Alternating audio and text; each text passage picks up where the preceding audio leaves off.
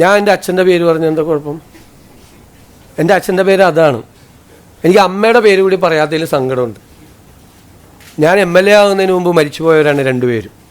എൻ്റെ അച്ഛൻ്റെ പേര് കൂടി പറയണമെന്ന് പറഞ്ഞാൽ എൻ്റെ ഫുൾ നെയിം ഞാൻ വായിച്ചു. സാധാരണ അങ്ങനെയാണല്ലോ, ഇപ്പോൾ പാസ്പോർട്ടിൽ എഴുതുന്നത് അങ്ങനെയല്ലേ. എൻ്റെ അച്ഛൻ്റെ പേര് കൂടി ഞാൻ പറഞ്ഞു. അച്ഛൻ്റെ പേര് പറയാൻ വേണ്ടിയിട്ടാണ് ഞാൻ പറഞ്ഞത്. സത്യമായിട്ടും ആണെന്നേ. എനിക്ക് സന്തോഷമാണ്. നിറഞ്ഞ മനസ്സോടുകൂടിയല്ലേ പറയണത്. അവരെ ഓർക്കണ്ടേ മാതാപിതാക്കളെ. അമ്മയെ ഞാൻ മനസ്സിലും വിചാരിച്ചു. അച്ഛൻ്റെ പേരും പറഞ്ഞു. അമ്മയുടെ പേര് പറയാൻ സ്കോപ്പില്ല അവിടെ, അതുകൊണ്ടാണ്. ഇല്ലേ അമ്മയുടെ പേര് കൂടി പറഞ്ഞത്. അച്ഛൻ്റെ അമ്മയുടെ പേര് പറയുന്ന അഭിമാനമാണ്. ഞങ്ങൾ റിവ്യൂ ചെയ്യുന്നുണ്ട് തീർച്ചയായിട്ടും. ഒരുപാട് കംപ്ലയിൻസ് ഉണ്ട്, പരാതികളുണ്ട് വ്യാപകമായി. ഇപ്പം എൻ്റെ നിയോജകമണ്ഡലത്തിൽ പോലും വ്യാപകമായ പരാതികളുണ്ട്. ഇമ്മീഡിയറ്റ് ആയിട്ട് ഞങ്ങൾ അതിൻ്റെ യോഗം വിളിക്കുന്നുണ്ട്. നിങ്ങളുടെ 3 ദിവസമോ? അതെങ്ങനെ?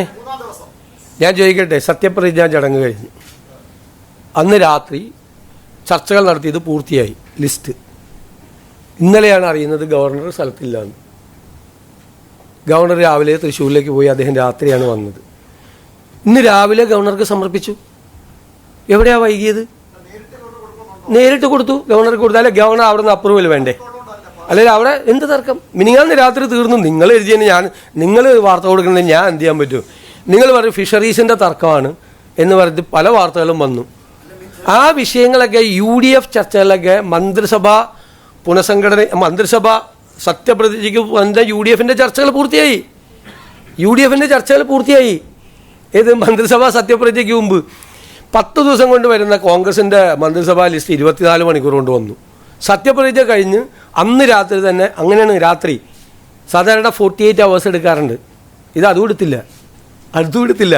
ഇന്നലെ മിനിങ്ങാന്ന് രാത്രി ഇച്ചിരി വൈകിയാണ് തീരുമാനമായത്. കാരണം ഡൽഹിയിൽ നിന്നുള്ള എല്ലാം അപ്രൂവലെല്ലാം വാങ്ങിച്ചിട്ടാണ് ചെയ്തത്. പൂർത്തിയായി. ഇന്നലെ ഗവർണർ ഇല്ലയെന്ന് നമുക്ക് അറിയില്ല. സത്യത്തിൽ ഗവർണർ ഇല്ലായിരുന്നു. അപ്പോൾ എന്ത് ചെയ്യാൻ പറ്റും? ഇന്ന് രാവിലെ കൊടുക്കാൻ പറ്റുള്ളൂ. കൊടുത്തു. അതിന് ഇന്നലെ എന്തൊക്കെയാണ് പറഞ്ഞത്? ഭയങ്കരമായിട്ടാണ്.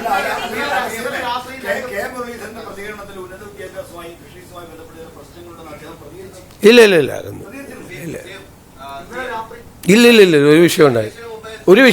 അതൊക്കെ 3 ദിവസം 4 ദിവസം മുമ്പ് സെറ്റിൽഡാണ് ആ വിഷയം.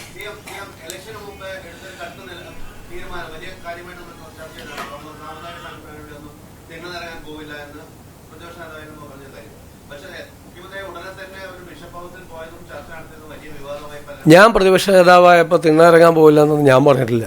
ഇന്ന് എവിടെന്നെങ്കിലും ഒരു തിന്ന് കോട്ട് ചെയ്ത് കാണിച്ചു. ഞാൻ പണ്ട് ഉപദേശിച്ചിട്ടുണ്ട് നേതാക്കളോട്, തിണ്ണയിറങ്ങാൻ പോയിരുന്നു. എന്താ ബിഷപ്പ് ഹൗസിൽ പോയാൽ എന്താ കുഴപ്പം? ഞാൻ എപ്പോഴും പോകാറുണ്ടല്ലോ, എല്ലാ സ്ഥലങ്ങളിലും പോകാറുണ്ടല്ലോ. ഞാൻ ശിവഗിരിയിൽ പോകുന്നുണ്ടല്ലോ. മഠാധിപതികളെല്ലാം എന്നെ കന്റോൺമെൻറ് ഹൗസിൽ വന്ന് സന്ദർശിച്ചിരുന്നു. ശിവഗിരി എന്നെ അനുഗ്രഹിക്കാൻ വേണ്ടിയിട്ട് അവർ വന്നിരുന്നു. എത്രയോ ആളുകളാണ് വരുന്നത്. ഇപ്പം ഞാൻ എന്താവശ്യത്തിലാണ് അവിടെ പോയത്? ഞാനിവിടുത്തെ ക്ലീമീസ് ബാവയെ കണ്ടിരുന്നു. കർദിനാളാണ് അദ്ദേഹം. ഞാൻ നെറ്റോ പിതാവുമായിട്ട് ഭയങ്കരമായ ഹൃദയബന്ധമുള്ള ഒരാളാണ്. എനിക്കിഷ്ടമുള്ളവരെയൊക്കെ ഞാൻ പോയി കാണുന്നതിന് നിങ്ങൾക്ക് എന്താ പ്രശ്നം? അതിന് അവിടെ പോയിട്ട് എനിക്ക് എന്തെങ്കിലും ആവശ്യം നേടിയെടുക്കാൻ പറ്റുക? ഇലക്ഷൻ കഴിഞ്ഞ് ഞങ്ങൾ ജയിച്ചു. പിന്നെ ഇപ്പോൾ അവിടെ പോയി തിണ്ണയിറങ്ങണമെന്തിന്? സാധാരണ ഇലക്ഷൻ ജയിക്കാനും വേറെ കാര്യത്തിനല്ലേ തിണ്ണയിറങ്ങണം എന്ന് പറഞ്ഞാൽ. ജയിച്ചിട്ടാണ് പോയി കാണുന്നത് അവരോടൊക്കെ. അത് എല്ലാ സ്ഥലങ്ങളിലും പോകും, എല്ലാവരെയും കാണാൻ പോകും. എല്ലാവരെയും എന്നെ വഴക്ക് പറഞ്ഞവരെയൊക്കെ കാണാൻ പോകും. അതിനെന്താ പോകണ്ടേ? എല്ലാവരെയും ഞാൻ ആരെയും പേരൊന്നും പറഞ്ഞില്ല. എല്ലാവരെയും ചേർത്ത് പിടിക്കുന്നേ. അതിനെന്താ? ഞാൻ ചോദിക്കട്ടെ, നമ്മളങ്ങനെ വേണ്ടേ? നിങ്ങളെന്താ പറയണത്? ഞാൻ ആളോട് മിണ്ടില്ല, ഇന്ന ആളോട് സംസാരിക്കില്ല. പണ്ട് എന്നോട് എന്നെ വഴക്ക് പറഞ്ഞിട്ടുണ്ട്, എന്നോട് മോശം പറഞ്ഞിട്ടുണ്ട്. ആളോടും ഞാൻ ഈ പൊസിഷനിൽ നിന്ന് അങ്ങനെയൊക്കെ ചെയ്യാമോ? അങ്ങനെ ചെയ്യാൻ പാടില്ല.